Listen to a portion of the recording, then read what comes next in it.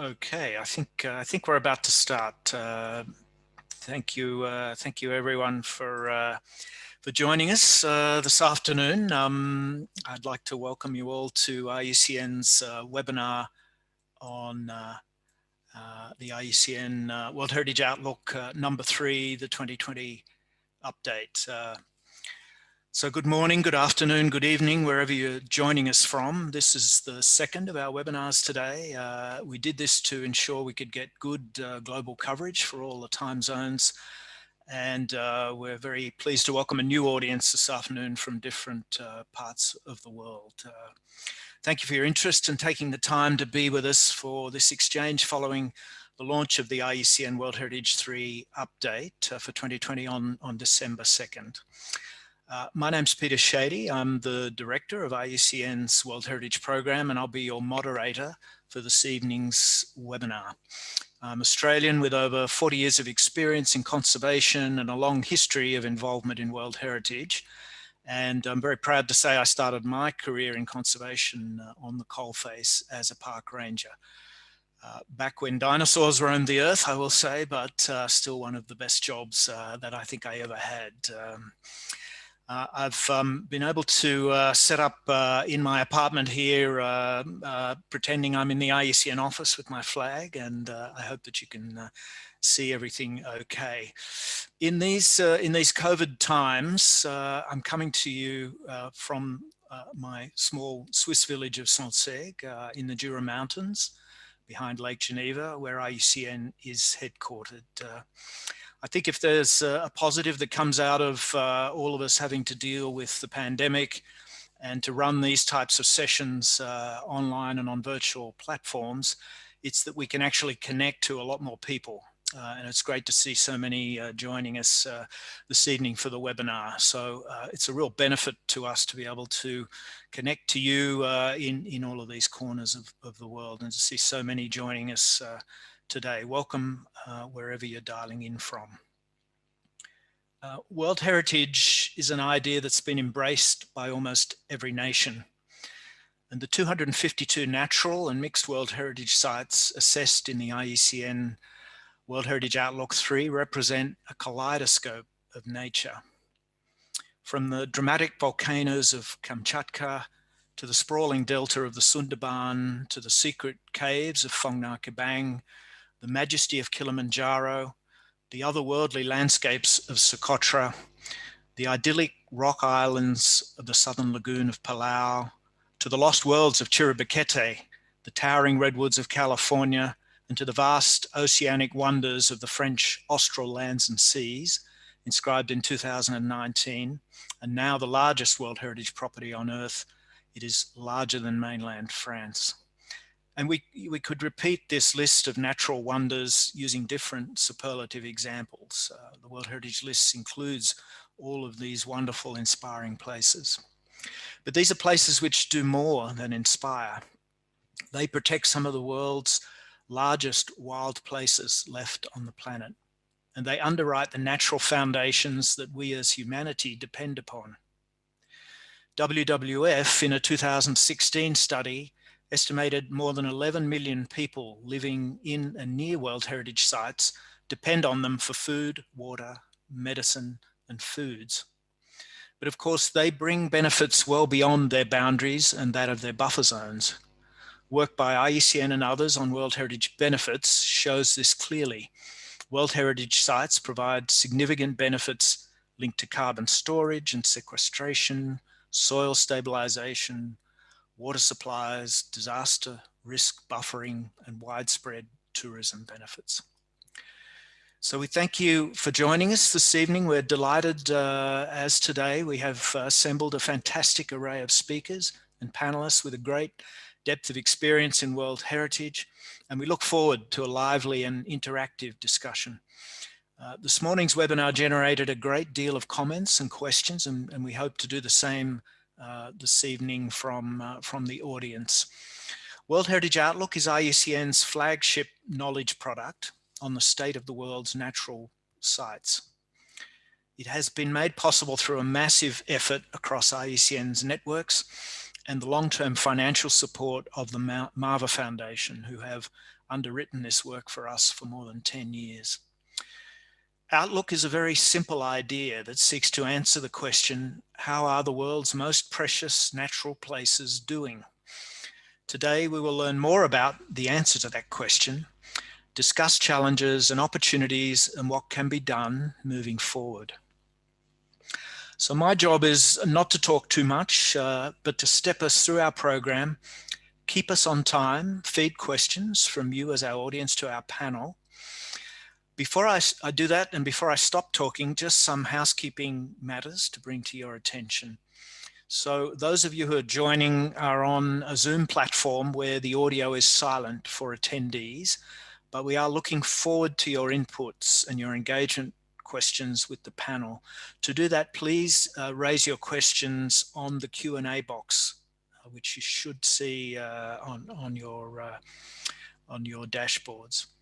However, do feel free to use the chat box to engage in side conversations, to send your greetings and to make other comments. But what we want is for you to direct questions to the panel via the Q&A box, which means that we can pick those up and filter them and bring them to the panel.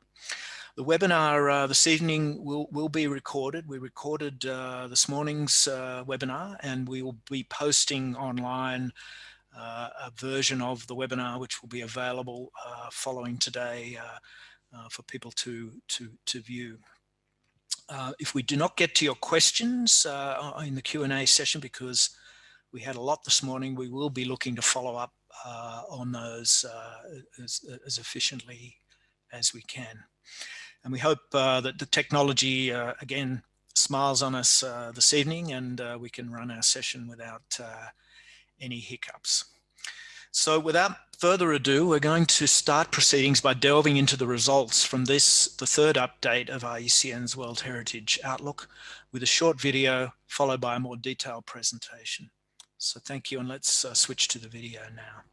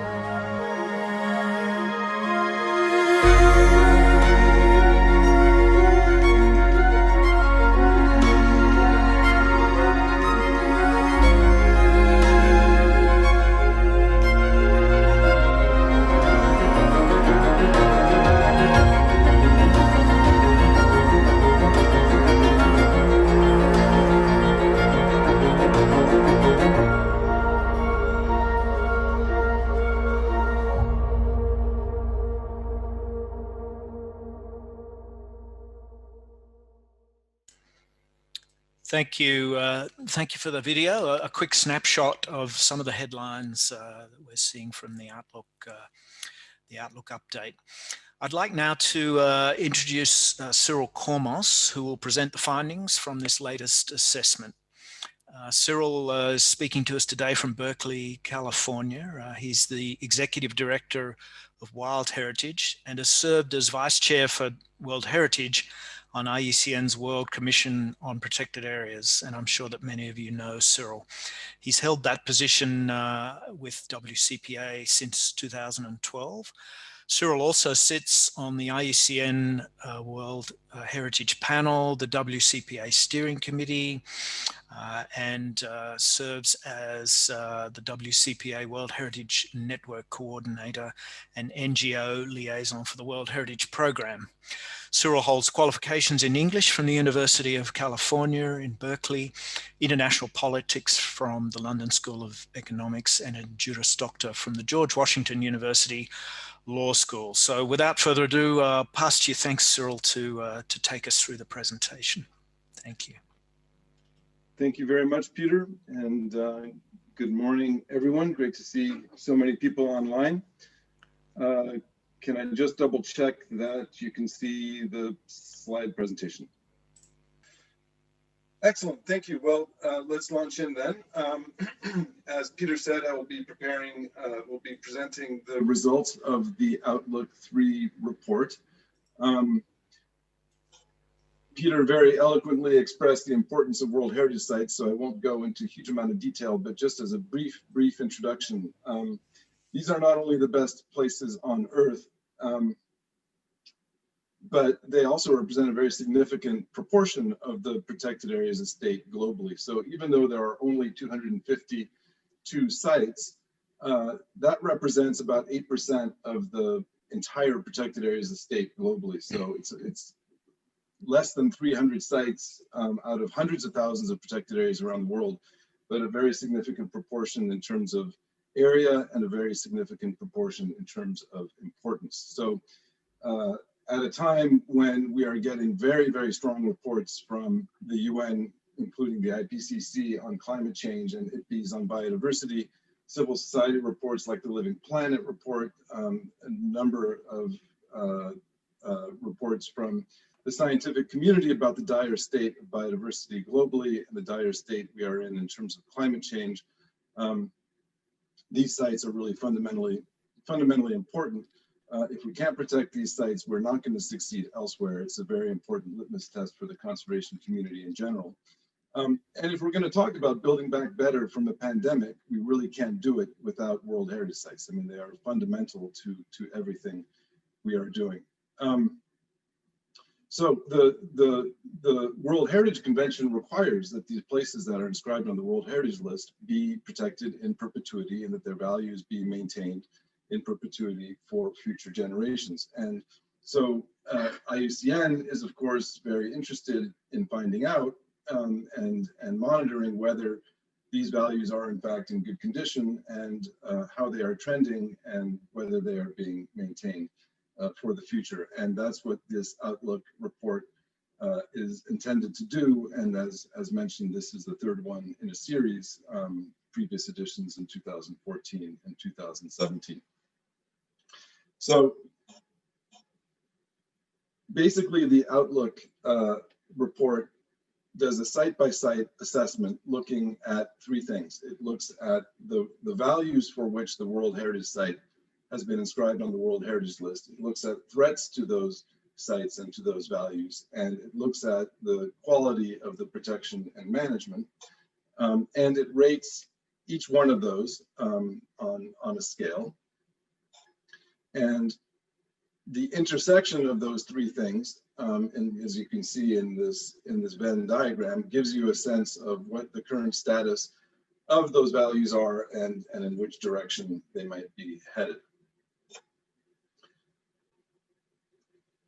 The overall conservation outlook for that particular site is then given an overall rating, as you can see at the bottom right. It's critical, significant, concern, good with some concerns, or good.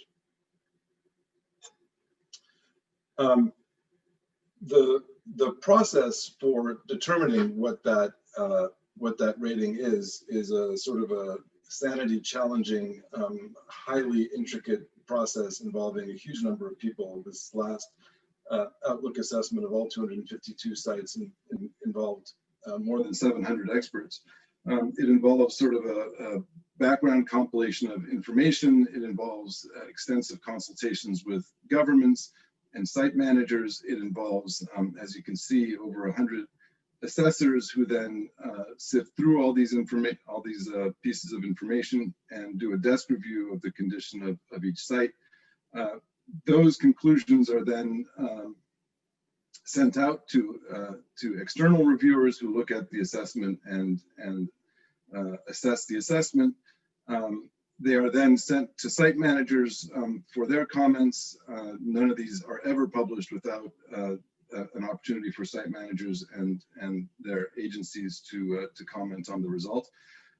They're then sent out to a regional panel of experts, and then there's final approval from IUCN's World Heritage Panel. So it's a multi-layered, highly intricate process involving many people all over the world, extensive consultation, and it's lengthy and difficult, and Elena Osipova does a fantastic job of pulling that together. Excuse me.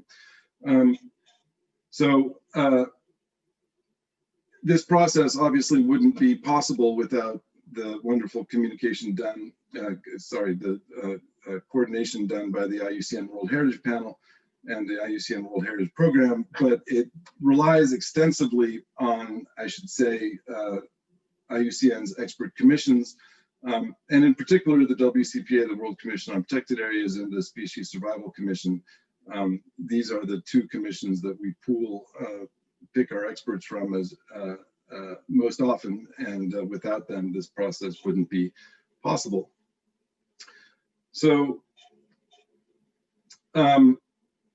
the bad news is that the trend is still not really improving. As you can see, there's overall about a third of the Outlook assessments came back, over a third, in the orange or the red. So the trend is still not good. There are regions where the trend is improving, and that's exciting and provides some hope, but we aren't there yet. This map shows you, this global map shows you all the World Heritage sites, natural World Heritage sites, and obviously we would like to flip all the orange and red to green. The values, are still relatively well concerned. They're still there. There's still a chance to improve things, no question. This graphic shows you where we are in terms of overall ratings. So about 2/3 are in the green, and that's encouraging, just over 2/3. But there's a subtext here, and that's that the two criteria for biodiversity, so criterion 9 under the convention, which deals with ecological process, and criterion 10, which deals with species and habitats, are declining and are doing worse than the other two criteria. And that's a major concern, especially since biodiversity and climate change are intimately intertwined. Climate change obviously impacts biodiversity, and biodiversity loss and degradation of biodiversity decreases carbon stocks and makes them less resilient. So that interchange is deeply important, and the fact that those two criteria are doing worse is a significant concern to us all. The Outlook report is both an assessment of individual sites and also gives us an analysis of various trends impacting World Heritage globally. I won't pause for a second for everyone to read this, but the headline here is simply that the three major threats that have consistently emerged over time are climate change, invasive species, and impacts from excessive tourism. So it's a pretty consistent story that has emerged, and those three, as you can see in the graphic, those three threats really stand out. Over 2/3 of World Heritage sites now impacted by climate change, and it's also the biggest potential or future threat. We anticipate that number to go up significantly. So flipping back to some good news, we still can see that about half of the sites are well managed. So obviously we need to increase that number significantly, but there is some hope there. And one message that comes out, interestingly, out of the World Heritage Outlook assessments is that the sites that are having problem often are having problem because they are underfunded. And what we find is that when you do ensure good protection and management, when you do provide funding, when you do research, when you have a strong expert base to help manage your park, conservation works. Good governance, good management, sustainable finance, a strong scientific foundation results in a positive outlook. And we've seen that consistently. And it's always a wonderful moment when we see sites improve and go from to a higher rating in the Outlook assessments.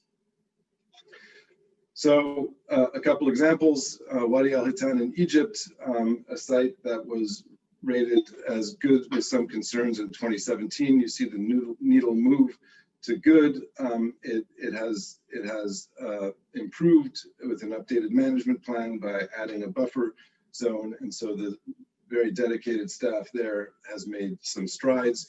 Kumoe National Park in Côte d'Ivoire, another fantastic story, rated a few years ago in the initial Outlook report in 2014 as critical, has now jumped 2 categories to good with some concerns.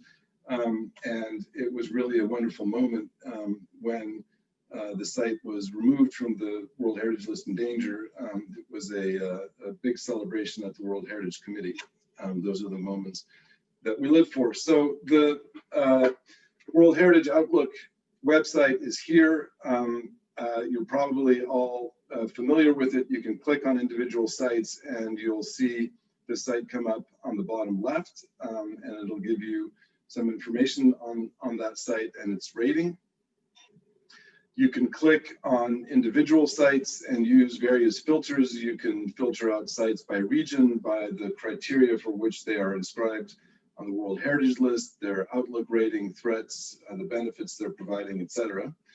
And then you can also click on individual sites to see the Outlook assessment. You can either click on the summary to get the headlines, or you can read the full assessment and get the full story. And this, once again, is the website. So I'll stop there. I'll just say that this is an extraordinarily useful tool. It provides a snapshot of the condition of some of the best places on Earth. These are the places that we need to rely on for biodiversity conservation and to fight against climate change. As a first line, we can't afford to lose these places. We can't build back from pandemic without these places. We can't transmit these extraordinary places to future generations unless we do a much better job of protecting them and funding them. And the good news is, if we do that, we'll see good results. We see that right away. So I won't go on too long, Peter. I think that'll do for the presentation, and look forward to discussion and questions later. Thank you very much. Thank you.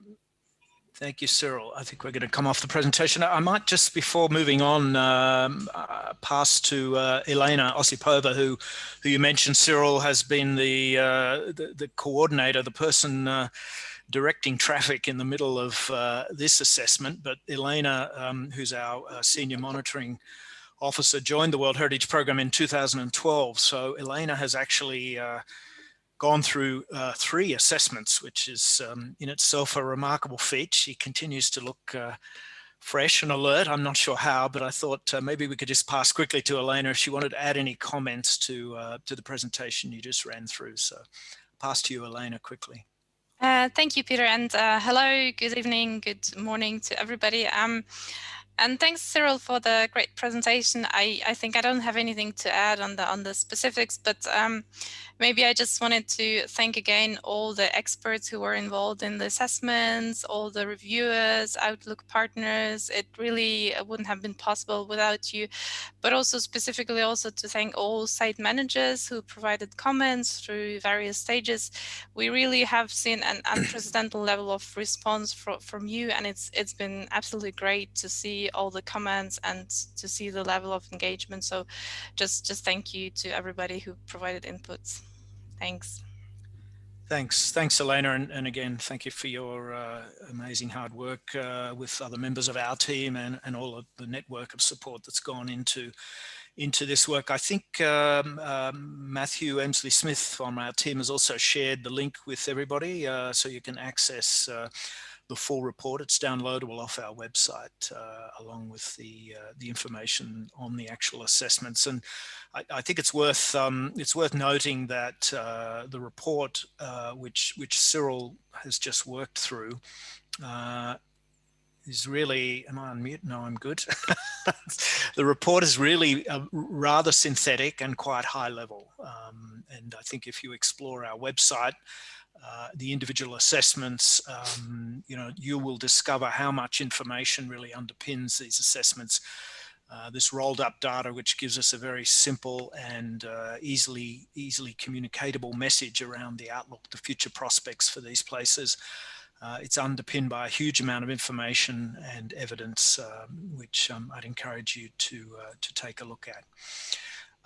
Let me turn now to a number of people who are joining us, who I'd like to give the floor to say a few words. We're very fortunate to have a number of extremely knowledgeable and influential World Heritage players joining us this afternoon. I'd like to first pass to Dr. Cathy McKinnon, who I'm sure many of you know. Cathy's joining us this evening from just outside Cambridge in the UK, and Cathy is a zoologist by training, having gained her PhD at Oxford University. And I'm sure you all know Cathy is the current chair of the World Commission on Protected Areas, a position which she has held since 2015. She's an IUCN councillor and member of numerous boards and advisory committees, too many for me to mention in the time that we have. I first met Cathy when she was working with the World Bank as lead biodiversity specialist, a position which she held for 16 years. Cathy's the author of over 100 scientific books and publications, and of course is very well known as a passionate supporter of protected and conserved areas and an avid supporter of World Heritage. So we pass to you. Thanks, Cathy. Thank you very much, Peter. As chair of the World Commission on Protected Areas, I'm delighted to welcome this report.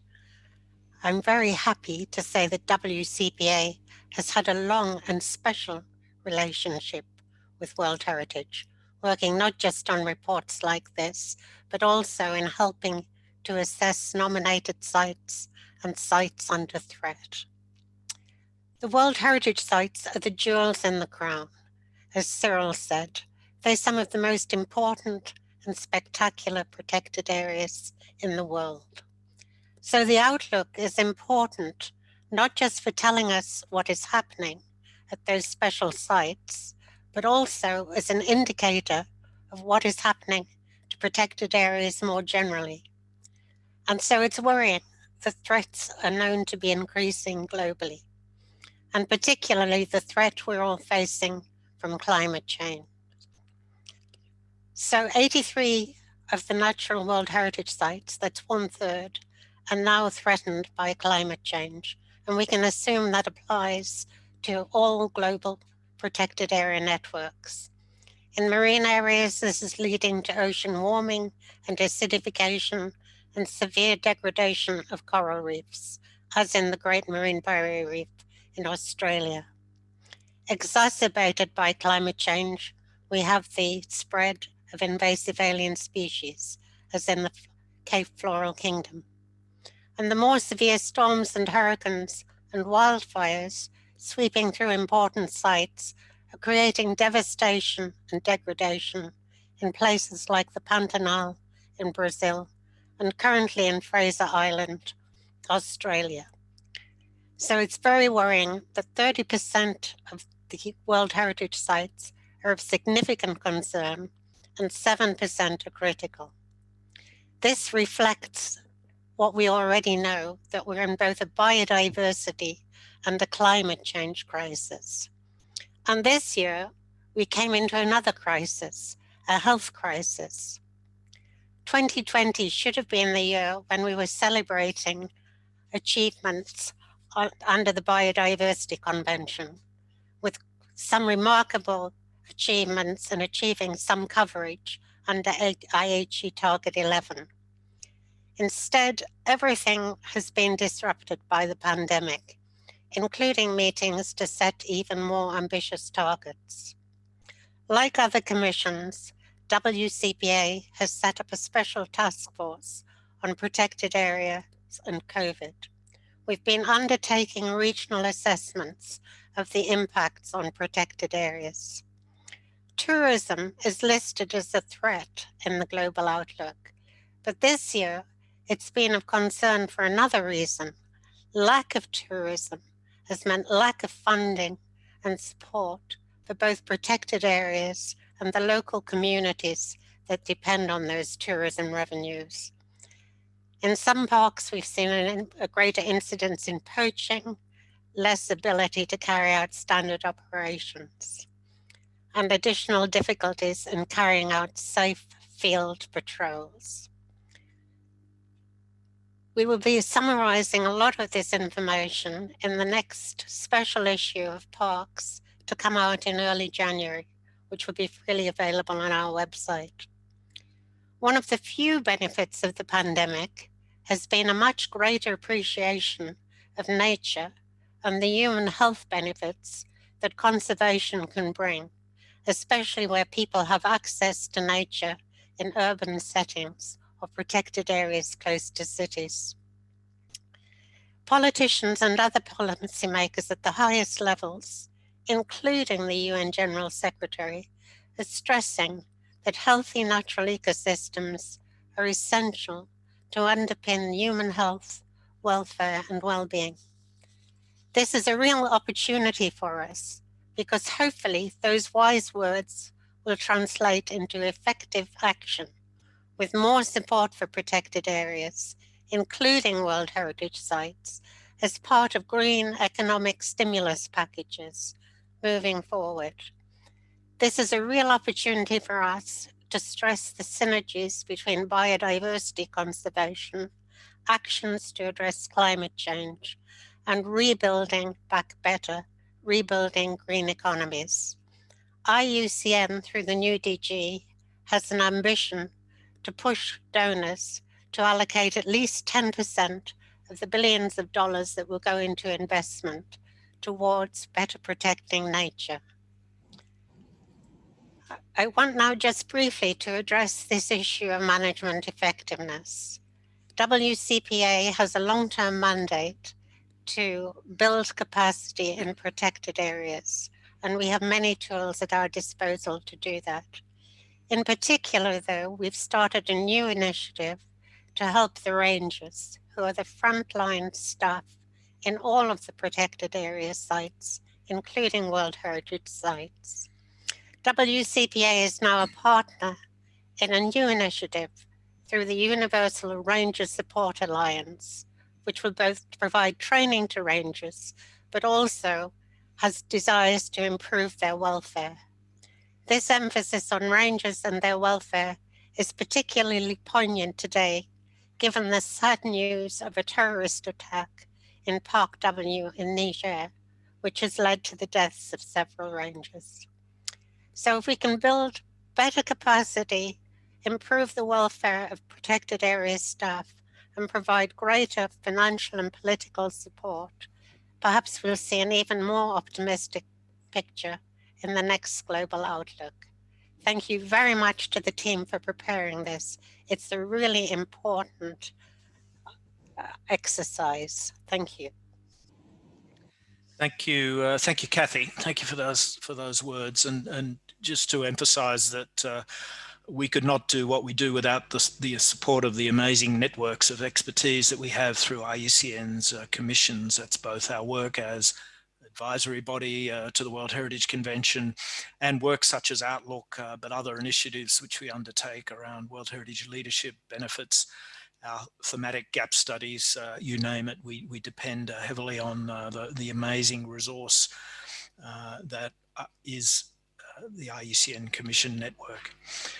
We draw upon all those commissions, and I think as Cyril mentioned, most heavily we do lean on WCPA and the Species Survival Commission, and we were fortunate this morning to have John Paul Rodriguez, the chair of SSC, join us, but he could not make this afternoon's session. The connections between IUCN's work on World Heritage Outlook and the Red List of threatened species are logical if one thinks about the critical role of World Heritage in protecting these large intact ecosystems and the critical irreplaceable habitats for many of the world's most threatened species. So thanks for those connections, and it was great to have so much SSC support to this update of Outlook. I'd like now, if I may, to pass to Mechtild Rochler, who is also very well known, I'm sure, to many on this call. Mechtild is the director of the UNESCO World Heritage Centre and has been on the front lines of World Heritage since the early 90s. Mechthild is a geographer with expertise spanning both natural and cultural heritage, which is a wonderful attribute to have when working in this sphere. She holds a degree in cultural geography from Freiburg University in Germany and a PhD from the University of Hamburg. She's published and co-authored 13 books and more than 100 articles, and she's joining us from Paris today, stepping out of other meetings. So thank you again, Mechthild, for giving us your time today. Thank you. Thanks a lot, Peter. Next year, it will be 30 years working on World Heritage, imagine. Dear participants, good afternoon, colleagues and friends. I'm very happy to participate in this webinar on Outlook, a knowledge product from IUCN, which draws really on multiple sources and contributes to our collective World Heritage conservation efforts, which are not the easiest ones. Outlook does not provide new data, but assembled data from more than 700 contributors, as Cyril mentioned, including WCPA and SSC, with a forward-looking assessment. This tells us how these special places doing. Therefore, this can also contribute, and that's an important point, I think, to global awareness raising, especially as it collects opinions from different experts through the process which was just outlined in the PowerPoint by Cyril. The conservation of World Heritage sites is our joint responsibility. We have different processes under the 1972 World Heritage Convention, especially reactive monitoring and its institutional processes with states parties reports, World Heritage Center and advisory bodies assessments, including state of conservation reports, reactive monitoring, advisory mission reports and presentations, and decisions by the World Heritage Committee, all of which is documented in the online State of Conservation Information System, which compiles this statutory data. In addition, we have a 6-year cycle of periodic reporting, which reports on specific sites under Section 2 by the state's parties and site managers. And we will present in 2021 the reports for the Arab region and Africa in June, July to the next World Heritage Committee. And I would like to inform you that these past 2 weeks, I was meeting more than 120 site managers from the whole African regions who were discussing the results of this reporting. Now, Outlook is a complementary tool to support our collective efforts for better protecting World Heritage. We need all the tools we can get, especially as the COVID-19 pandemic disrupted some processes, including monitoring missions on the ground. Our last World Heritage Review looked specifically at the COVID-19 impacts and changes at sites and heritage interpretation, including new technologies. While no ordinary World Heritage Committee session has taken place, we continuously consider conservation issues for these sites together with IUCN, which come in also from different sources, and we address these issues ahead of the 44th session next year. The increasing number of threats facing natural World Heritage properties is really alarming. In addition, we have the burning issue, and that's in the true sense, the burning issue of climate change, which effects we can now clearly observe including through the growing number of serious fire events which happened in 2019 and 20 at many natural World Heritage sites, but also cultural ones. I think Cassie mentioned already Pantanal, the Australian bushfires, and Fraser Island, which is happening currently. This was also pointed out by our UNESCO Director General when she communicated on Outlook 3 through social media and at her intervention at UNESCO's Executive Board, which is currently going on. And I would like to share that they had a huge debate on climate change this morning with a decision which was supported by 100 countries. We are really also glad to finalize the World Heritage climate change policy, including with substantive IUCN inputs for the next World Heritage Committee. In addition, I would like to highlight a couple of points. And one point is an issue since the establishment of the convention.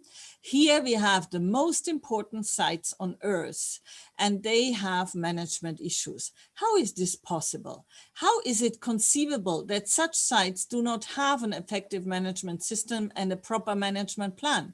The generations to come have a right to enjoy these places and benefit from them as we do. Therefore, for us, among the priority actions is to alert and to address these issues, together with the authorities concerned, the focal points and site managers. Among my thoughts on the next steps for Outlook would be to have also feedback from them. And I could imagine that we could get stronger in the future on nature-culture interactions as the World Heritage Convention covers both. And we could make best use of this unique feature under this legal instrument, as Peter already mentioned. Today, I participate here as the director of UNESCO's World Heritage Center, and I strongly believe that each and every one of us has to play their role. Outlook is a very useful initiative of IUCN, in addition to their role as an advisory body under the World Heritage Convention.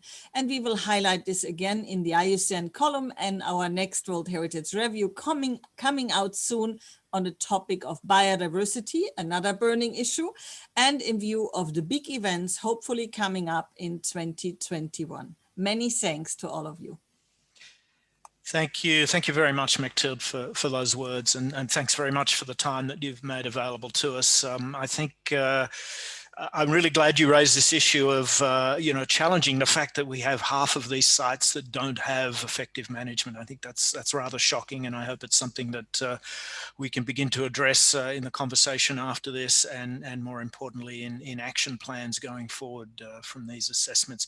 And I want to thank you also for the emphasis on the really strong and long partnership that we as IUCN, as one of the advisory bodies, have with UNESCO and with your centre. It's a partnership that links to our statutory role, but it's more importantly a partnership that works across all of the other initiatives that we as institutions work on. And, World Heritage Outlook is a good example of that, but there are others such as the World Heritage Leadership Initiative, which we are working with ICROM and ICOMOS on, our work on benefits, etc. and so forth. So we look forward to continuing that really strong partnership as we go forward. So I thank you for that. I'd like now, if I could, pass the floor to Dr. Jane Smart. Jane is also, I'm sure, well known to many on the call. Jane is IUCN's Global Director of the Biodiversity Conservation Group and Director of the Global Species Program for IUCN. In this role, Jane oversees all of IUCN's work on protected areas, on species conservation and World Heritage. Jane is a former chief executive of Plant Life International, an organization which she founded in 1989. She also oversees IUCN's work on alien invasive species and the work under Traffic, the Wildlife Trade Monitoring Network. So pass to you to say a few words. Thank you, Jane. Thank you very much indeed, Peter, and good day to all delegates. Let me start by thanking and congratulating all my colleagues in the World Heritage team for the publication of Outlook 3. It's a fantastic achievement. And let me extend my gratitude also to all of our networks out there who have helped make this happen. I wanted to just say a few words at this moment on the post-2020 Global Biodiversity Framework as we head into the super year, which is now 2021, no longer 2020, of course. It's IUCN's view that the post-2020 framework has to be a framework for all, not just the CBD, but all the biodiversity-related conventions, and of course, this includes World Heritage. The World Heritage Convention, I think, has a huge and unique role to play to address biodiversity, climate, and the interlinked health crisis post-2020, and it's ideally positioned to contribute to the post-2020 framework. I think we all need to remember that World Heritage, if you like, has its own sustainable development goal, a target within a goal. Sustainable Development Goal 11.4 is a call to strengthen efforts to protect and safeguard the world's cultural and natural heritage in the post-2020 framework. And I think we need to be reminding all of our decision makers of that at all times. So what do World Heritage Sites actually give us? I feel that they shape humanity's collective sense of identity, not only in terms of biodiversity conservation, but land, language, knowledge, and culture. So IUCN is working closely with the World Heritage Centre to ensure that World Heritage is recognised and acknowledged as an essential part of the post-2020 Global Biodiversity Framework and its implementation. Now, if we succeed with this at the national level, this would ensure that post-2020, the national biodiversity strategies and action plans would integrate World Heritage specific content reflecting global targets, which would be quite an achievement, and I think greatly help our stakeholders at working at national level. Just a word or two on the IUCN Green List.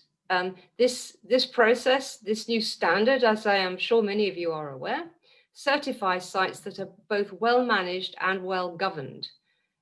In IUCN, we produce many wonderful products, and here I think there is a need for us to join our internal dots. So we are working hard to better link World Heritage and the IUCN Green List. Now, as several of you have mentioned, World Heritage Outlook tells us that only around half are effectively protected and managed. And this is quite extraordinary. As Mechthild said, how can this be so? It's just not good enough. These are the most precious sites for nature on Earth, and they deserve world-class management.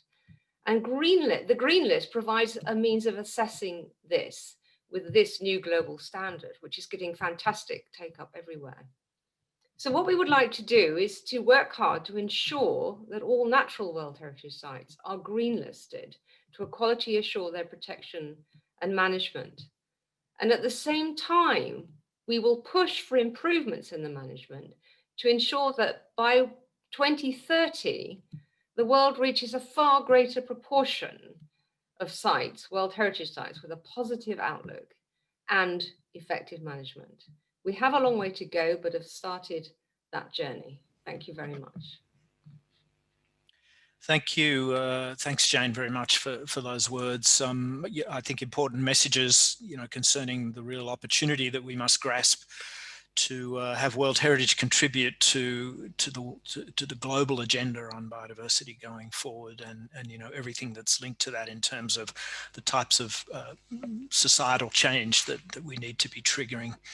I also want to thank you for the comments on the Green List. I think this is a strongly emerging IUCN standard, and I think we see some real synergies between World Heritage Outlook as our assessment tool, our barometer as what's happening with these sites, the process which can really pinpoint those places which are already showing high levels of management and focus in on those with the Green List standards and communicate those results.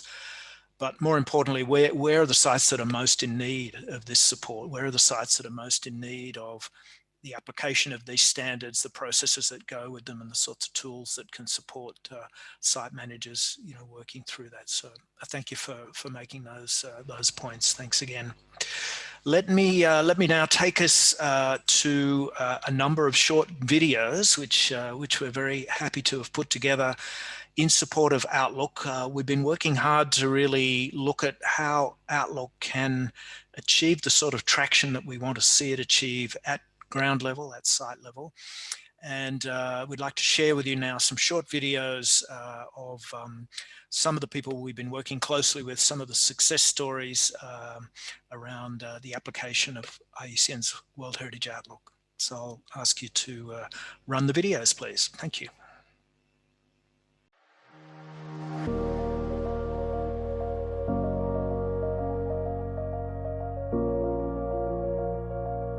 Les 6 départements mondiaux, de par les outils qu'ils utilisent, sont des modèles pour les autres aires protégées de Côte d'Ivoire. Toutes les activités économiques de l'Afrique sont basées sur les ressources naturelles, les ressources en eau, les forêts. Donc la conservation de la biodiversité est très importante. Maintenant, quand vous voyez également les sites qui sont classés sites du patrimoine mondial, et quand vous voyez leur valeur universelle exceptionnelle, vous voyez que c'est les critères qui sont définis, c'est en général les sites qui sont en très bon état de conservation. L'horizon du patrimoine décrit certes les performances, les réussites, mais il décrit aussi les défauts.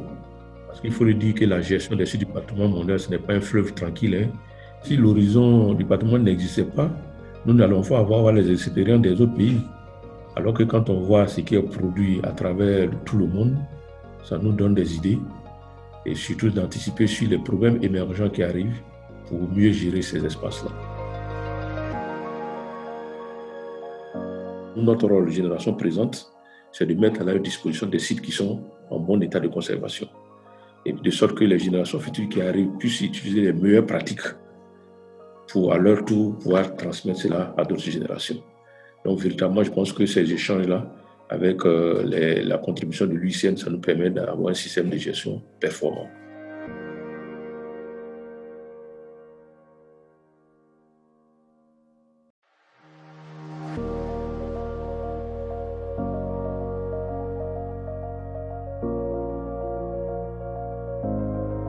Wadi al-Hitan Nature Site is famous by the fossilized whales and gives a whole story about evolution of whales. It's characteristic by more than 1,000 fossilized whale in only 200 square kilometers. And the only place that can give you an open air museum for this evolution line. One of the assessments in the Outlook is caring about the relations between the stakeholders and the site. And one of them is the local community. We are doing well when we start to collaboration with the local community. People get happy when they found someone take care about what they are doing. My message for all people, for the site managers, read carefully the Outlook. It can give you the gaps, and you can know that if you are in the right track or not, and give you a good tracking tool for what you are doing.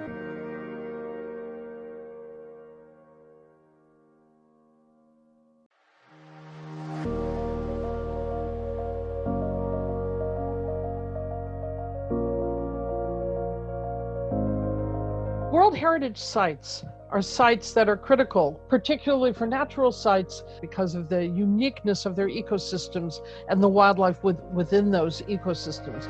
All protected areas are important. World Heritage Sites are particularly important. And if we look at World Heritage Sites and the solutions to their conservation, that'll help us understand what we need to do elsewhere. Because if we can't save World Heritage Sites, what can we save? The IUCN World Heritage Outlook is an objective, not political evaluation of the status of the natural World Heritage Sites, what is working, what is not working, what needs to be done. It's very much about the science. It's very important to have IUCN in this role as a sort of neutral, objective arbiter of this evaluation. We learn a lot from the World Heritage Outlook, and it helps us in our work in the countries we work in, but also we provide scientific and technical input into the World Heritage Outlook.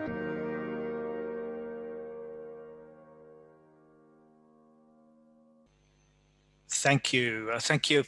I think we're back with me, and I hope you enjoyed those short video snippets of where we're looking to see impact on the ground from the uptake of World Heritage Outlook. And we always stress that we want to see Outlook as a means to an end, and that end is the improved conservation of properties on the ground.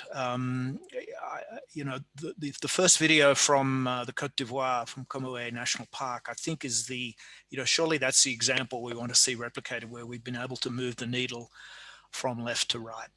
I'd like now to open up the webinar to our panel, and particularly to you as the audience to pose questions. I know a number of you have been feeding questions into the Q&A box, so we thank you for those. We're filtering those and reviewing those, and we'll look to post those back to our panel. So let's open up this discussion. I'll briefly introduce our panelists. We've all agreed as panelists to avoid set pieces in favor of a more open discussion, and inviting all of you on the call to input into that discussion. And as we said, please use the Q&A box, not the chat box, in terms of putting your questions to the panel. Some of the folks who are joining us were also on this morning's webinar, and we have some new faces. So Kathy McKinnon, Chair of WCPA, will join us on the panel, and we've introduced Kathy before. Guy Debonnet is the Chief of UNESCO's World Heritage Natural Heritage Unit based in UNESCO in Paris, and has a wealth of experience in natural world heritage, a colleague who we work very closely with in our advisory body work.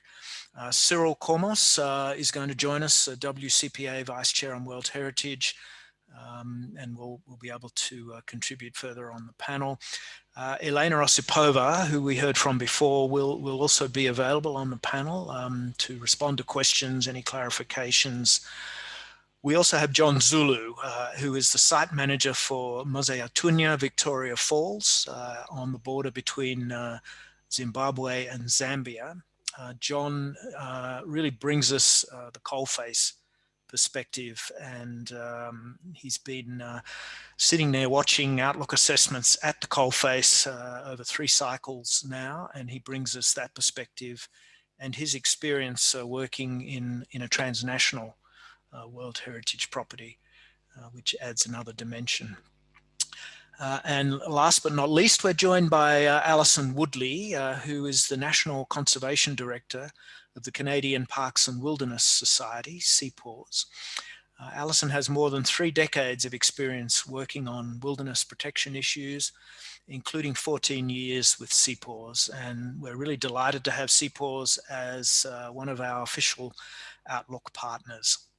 So with those brief introductions, let us try to rally some questions to the panel. We've had some good questions from our audience on this morning's webinars, and some further questions coming through this evening. But just while we're waiting maybe to load those up, I wonder if I could ask you, Alison, given that you've joined us from CPAWS, a question that arose this morning from one of our audience was, the question was, could you provide one good example of a collaboration between a state government and civil society and or local communities which has brought significant improvements from 2014 to 2020? I don't need you to answer that specifically, but I think it speaks to this issue of how does Outlook work in engaging civil society more effectively in World Heritage. So maybe the direct question to you is, as a newer Outlook partner, why did CPAWS sign up for this, and how do you want to see Outlook evolve? So I pass to you, Alison.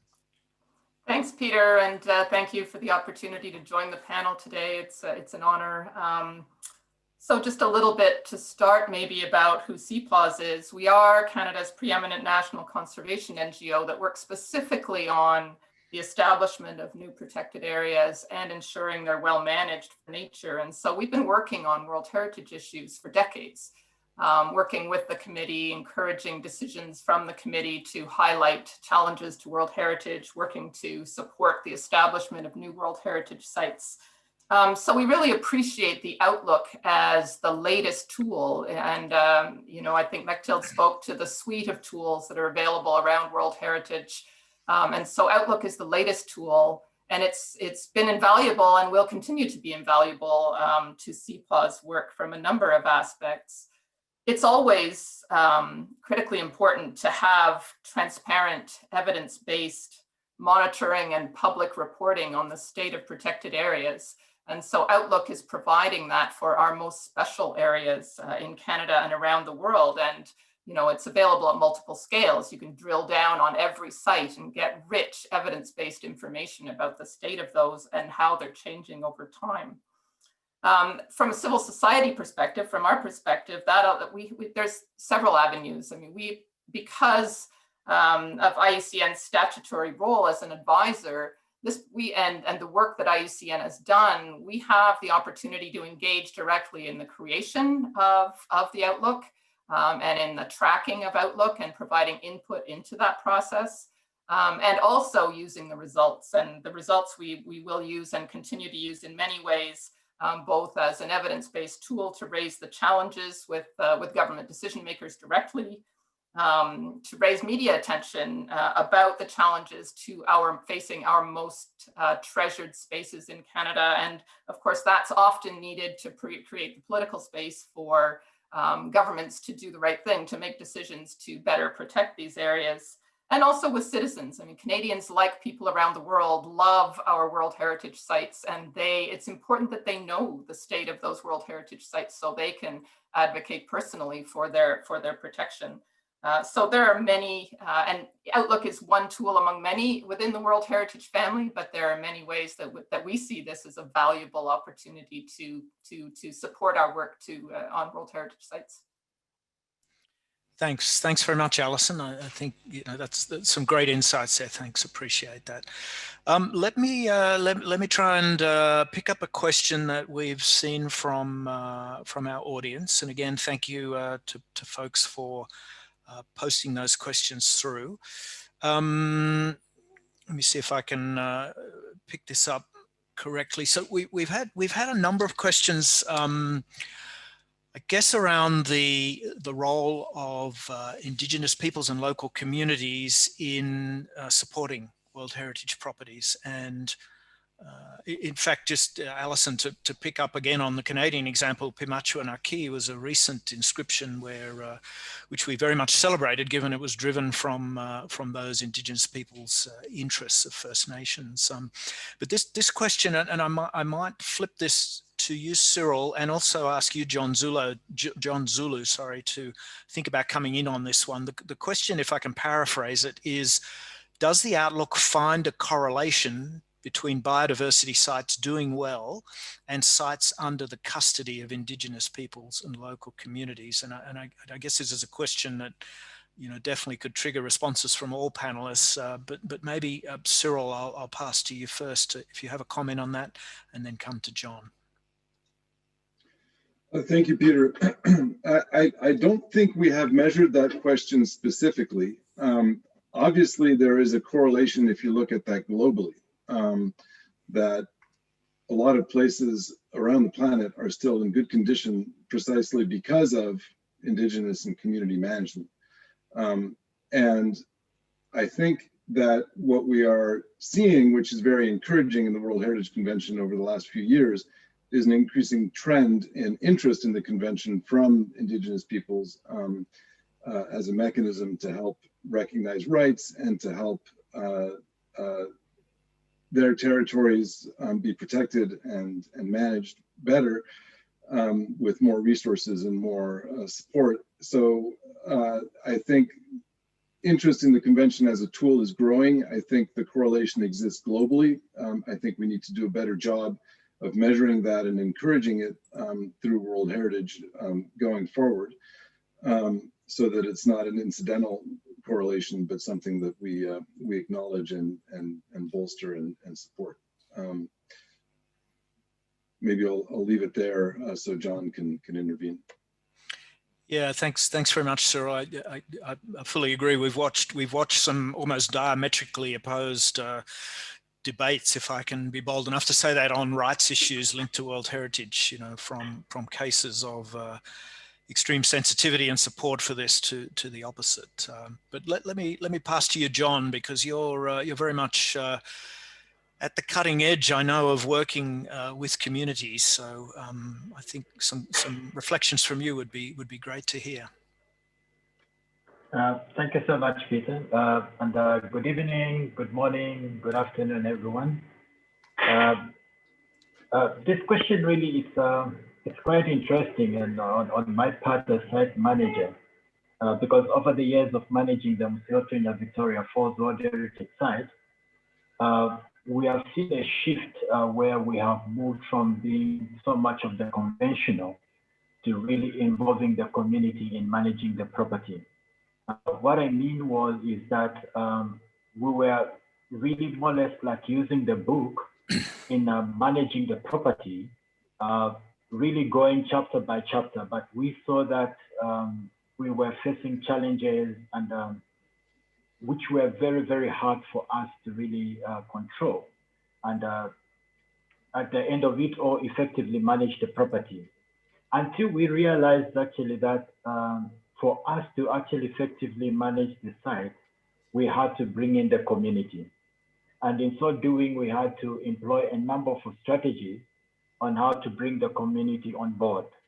One of these, I'll tell you, is that of identification of tree species, which are in the site, knowing the local names and knowing also the traditional usage of those tree species. And in that doing, we found that really we knew so little. Upon appreciating that initiative, we saw that the local community, they took up a driver's seat now in order for them to actually help us conserve and manage the diversity of the property. And we saw a general appreciation of that. And in short, I can say that the role of indigenous communities in protecting these properties is something that cannot be separated at all. And communities play a huge role in managing this site. Besides that, we have seen them themselves coming in, bringing initiatives, which we have tried by all means to support. And even us as an institution, we have actually developed the strategies in order to help them, improve their well-being, using conservation as a conduit. This is something that we have seen work well, especially at the Victoria Falls World Heritage Site. Thank you, Peter. Thanks, John, for those really nice concrete insights into what's happening at ground level. Really appreciate that. Thank you. Let me switch a little bit. We've had a couple of questions come through, which I think take off on the back of, and I think if Jane, you're still online with us, we might actually make you an honorary panelist briefly, because some of these questions relate to the points you were making around the contribution that World Heritage should and could be making to the post-2020 agenda, and not just the agenda on biodiversity, but the agenda which leads us to humanity looking to live in harmony with nature. So we've had questions on this around, could the World Heritage Outlook help to place nature at the center of national strategies? I wonder if you might want to elaborate quickly for us on that. Thank you, Peter. So, sorry, the question is placing nature. The question was could the World Heritage Outlook, and Outlook specifically, I guess, help to place nature at the center of national strategy? So I think it's this translation of some of the communication that's coming out of Outlook into, pushing this down to a national level. How does it influence policy, etc.? Yeah. So I think that the short answer is yes. I mean, something we could envisage is looking at a national sort of disaggregation of what Outlook tells us, and then making an engagement with each country around what needs to be done in each World Heritage Site based on what the Outlook is telling us.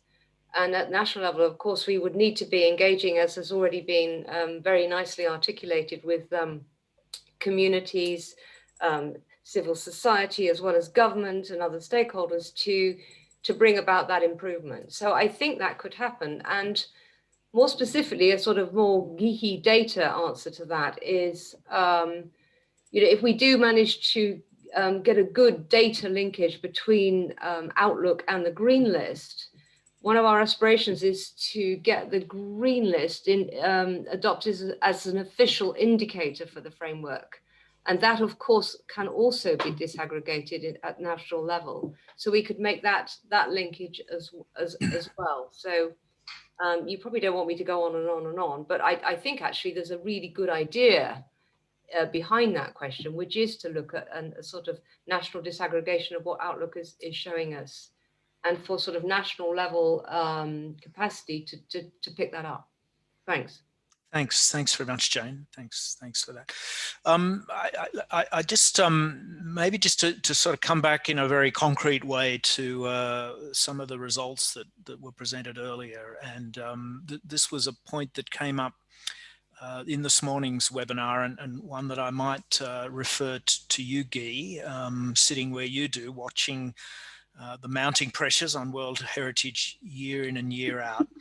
So Outlook 3 showed that once again, almost all categories of threats increased between assessments, and the top three globally continue to be climate change, alien invasive species, and tourism. It also tracks threats regionally and against the 4 natural World Heritage criteria, and we saw some of those differentiations in the presentation.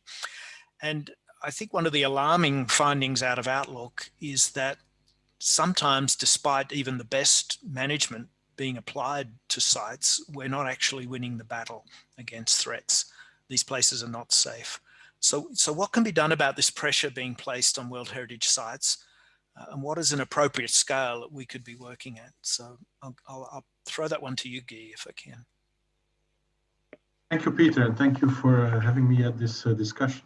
Well, I think one of the interesting things of this convention is that it actually works at these 2 levels, the site level and the global political level. And I think this is a place where a lot of the challenges are, because of course we need to improve the management of the sites, and that can be done. We know it can be done. And one of the main impediments for that perhaps is financing. If you see also one of the results of your report is that in protection and management, the #1 issue is sustainable financing. And that in spite of the fact that these are the most important sites, the sites that have also the most backing from their national governments, because they were proposed as World Heritage, still many of them are struggling make ends meet. And so that I think is an important thing that needs to be addressed. And I think to address that, of course, tourism has been classically one of the important sources of revenue for World Heritage sites.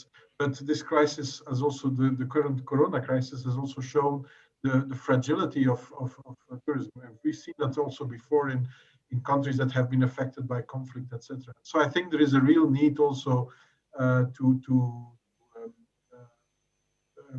make this other aspect of the convention work, which is international solidarity.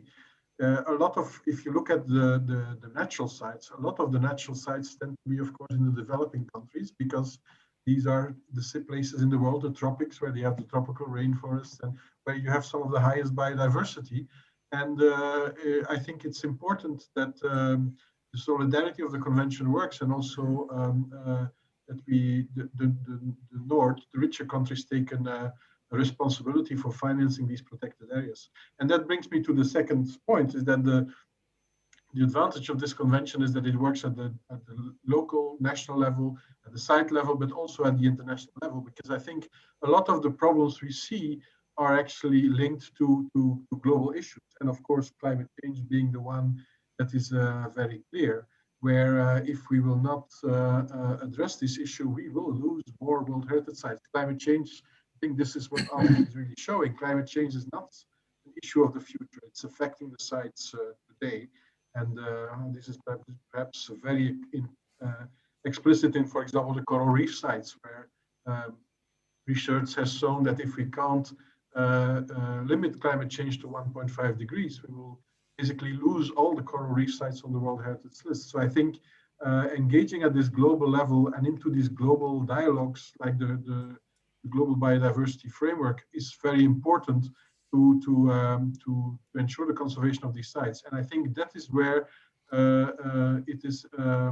World World Heritage Sites are kind of a litmus test or an indicator. If we, as was mentioned by Sue Lieberman, if we can't save the World Heritage Sites, then what can we save? So I think it's also a test of credibility for a lot of these global processes that many of us are involved in, like the Global Biodiversity Framework. If we can't make it work in the World Heritage Site, quite frankly, it doesn't look very, very good for the future. Yeah, no, thanks, Guy. I think good points.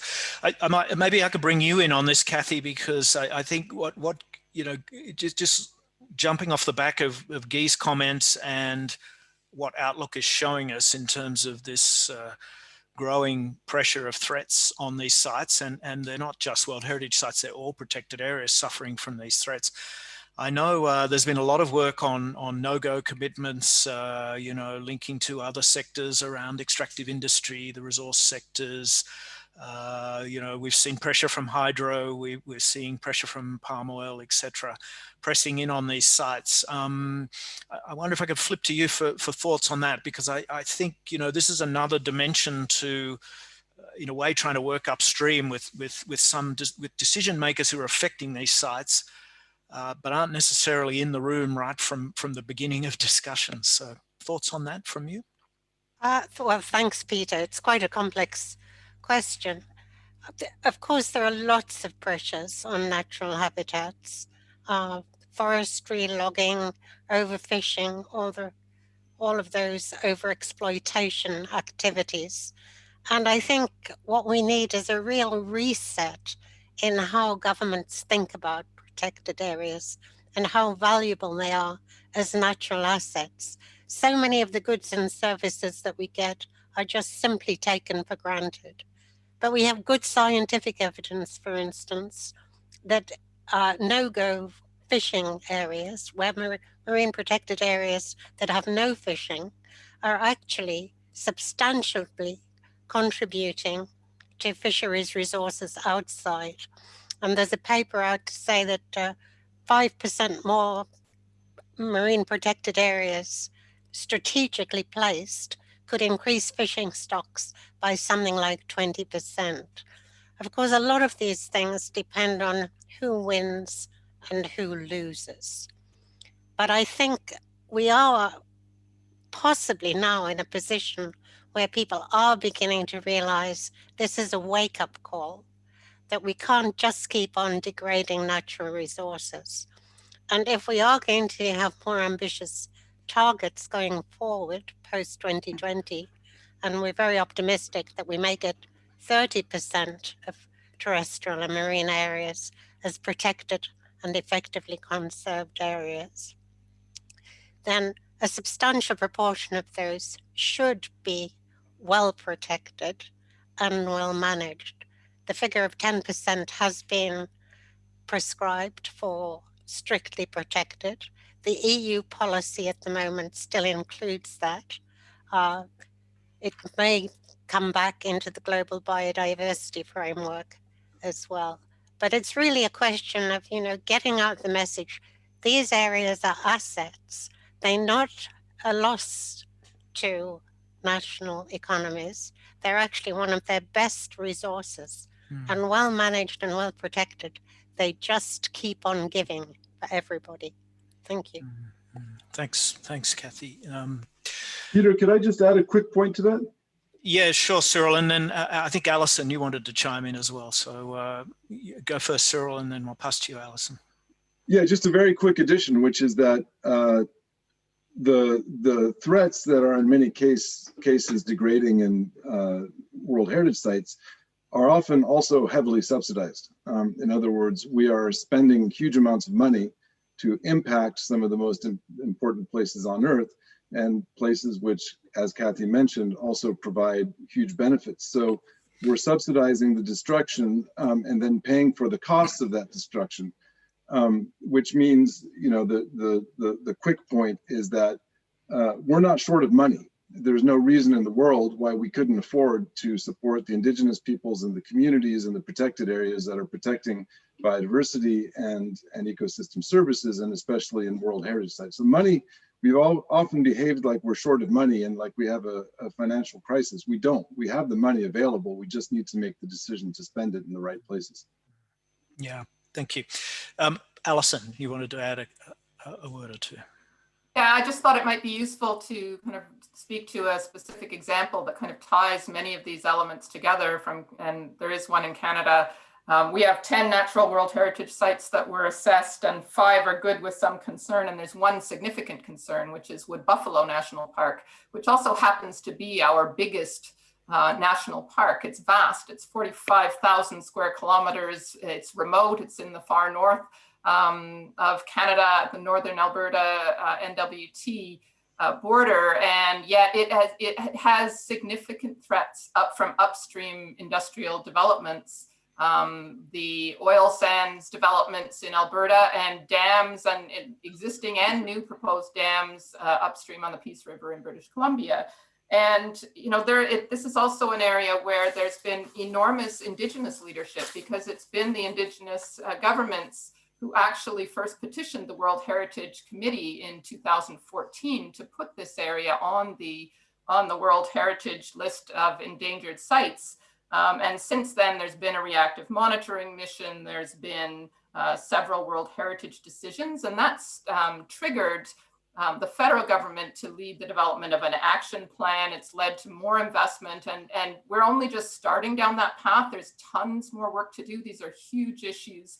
They're big governance challenges as well, because, for example, the federal government, which manages the national park, does not have direct jurisdiction over the resource development in the provinces. So there's a need for a broader and more integrated governance and management structure to protect and better protect this area. And so Outlook and the World Heritage system in general, and the avenues that civil society, we've been supporting the First Nations in this work for many years. But the World Heritage process and civil society and Indigenous nations kind of access to and engagement with World Heritage is making a difference. And again, huge amount of work yet to do, but there are some steps that are steps forward that have been taken.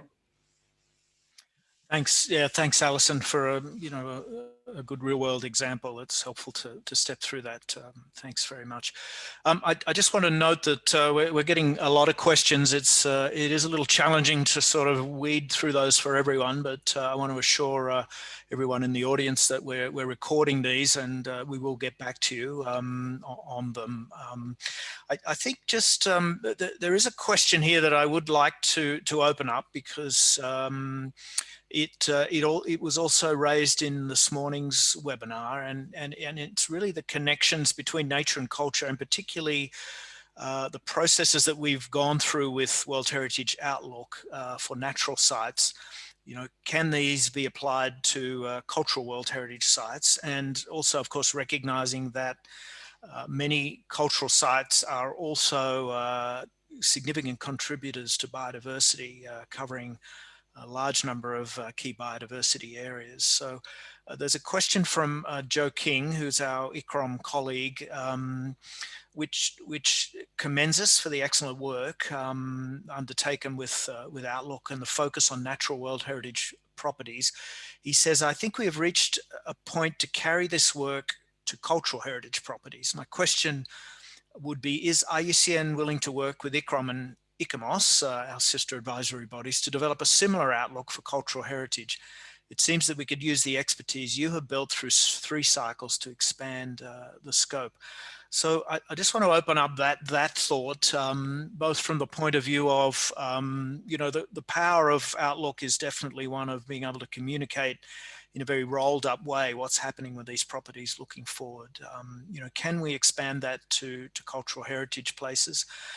I might pass that quickly to you, John, given, I think a very integrated approach to the management of your site that, as a site manager, it's not easy to really disaggregate natural values from cultural values. And I think sometimes in the World Heritage world, we are charged with an obsession with outstanding universal value when you as a manager are having to juggle these things. So a question on you know, would you see scope for an Outlook type process also linking to some cultural values? And then I might pass back to you, Elena, if you're still joining us, because I think there's just a very concrete question that you might quickly respond to on the methodology we've used in Outlook and how applicable it might be. So to you, John, first. Thank you, Peter. It's an interesting question that Joaquin is raising. But my first you know, reaction to this is that in this case, I'm really looking at the Victoria Falls IUCN World Heritage Site. Is that yes, the outstanding and universal value are natural, but however, with time and engaging the community and the experience of managing the site, is that we have been finding it difficult to separate nature and culture. We have been, with time, been able to see that the site itself is actually highly a spiritual site. People come to the falls not only to see or appreciate the natural value, but actually to engage with the spiritual aspect of the falls itself. They've got all kinds of beliefs, which I'll not go in detail to outline, but really the culture and the natural, you cannot separate them. And so going by the question of Joe is that, and with experience actually of participating in this Outlook program, which has really made me to go in actual detail to understand the nitty-gritties of the site values and also managing the site, I would highly recommend that why not, for sure. We should actually be able to replicate the same for the cultural side. And also for the mixed sites themselves, because I strongly believe that even as sites are cultural or even natural, but if we went through this process, actually you would find that many sites, they have all these two value systems embedded in them. Thanks, Peter. Thanks, John. Any quick comments from you, Elena, on this? Just on the mechanics of this? I guess this is something we take up perhaps later in terms of how it might be done. Yeah, thanks. No, thanks to Ikram for the question. And I think certainly it can be applied to cultural sites. And I think we touched a bit upon the process, and that's probably the strength of it. So it has this process that allows you to come up at the end with an assessment that reflects the site's values, but through engagement of different stakeholders. So it's not only like a scientific assessment, but it's also a way to engage different types of stakeholders and reflect their view in the assessment. And that's certainly something that would apply to cultural sites as well, as a way of identifying the values and how they are perceived by the different stakeholders, communities, and so on. So I think through that approach, that would make it possible for cultural sites as well. So we can certainly look into that. Okay, thanks, thanks, Elena. I just wanted to raise that issue because it did come up this morning as well, and you know, we have a numbers issue, obviously, with the large numbers of cultural sites, but there might be different creative ways we could approach that. Ladies and gentlemen, and my wonderful panelists and speakers, our time is coming to an end, so I'm going to have to close off this really rich discussion. Unfortunately, I do want to stress that the questions that people have been feeding through to us on the Q&A, and I think there might be some technology issues with not everyone being able to see all those questions, but we thank you for those, and we're recording those, and we will get back to people on some of those specifics. So I do thank you for your interest. So let me say how much we appreciate all of our speakers, presenters, panelists, and our video stars. I want to thank those of you who've joined out there in Zoom land for your interest and questions. As I said, we'll keep records of all this, and we'll be following up on those questions that we've not been able to get to. And the invitation, of course, is always open for you to contact us in the World Heritage Program on any of these issues.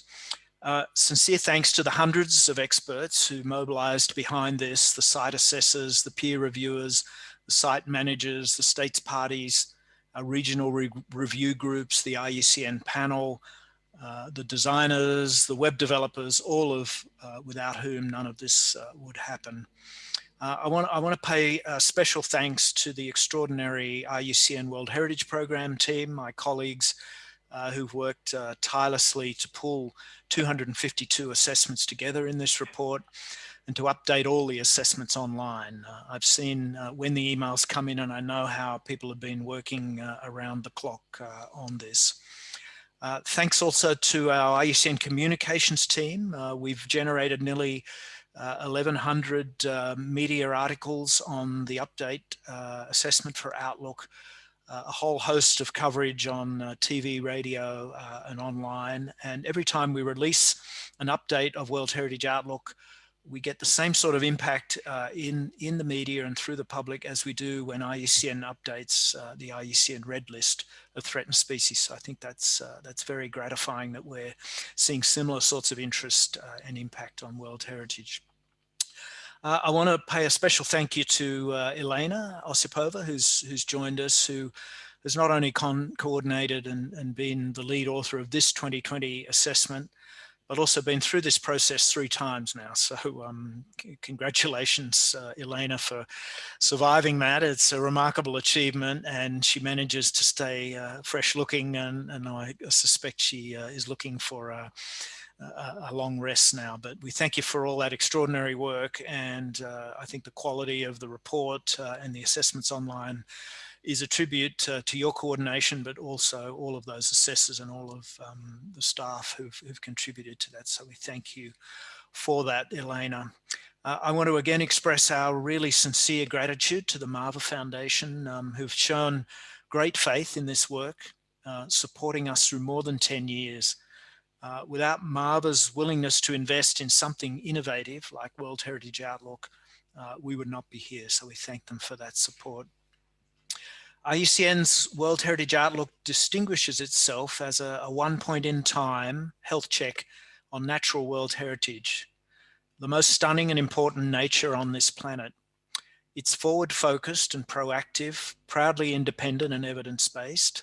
Its power is in communicating the plight and prospects for the world's most treasured places, and in catalyzing good decisions and improved conservation outcomes for natural world heritage.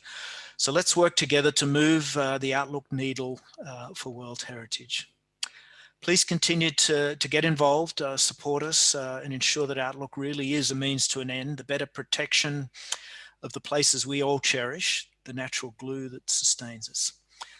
And please do explore the website, and we thank you to everyone who's joined us today, all of our speakers, all of our presenters, and all of you who've joined us online. And just to say again, we will be posting a recording of the webinar, and we wish you well as you continue your day and evening. So thanks very much again. Thank you. Bye-bye.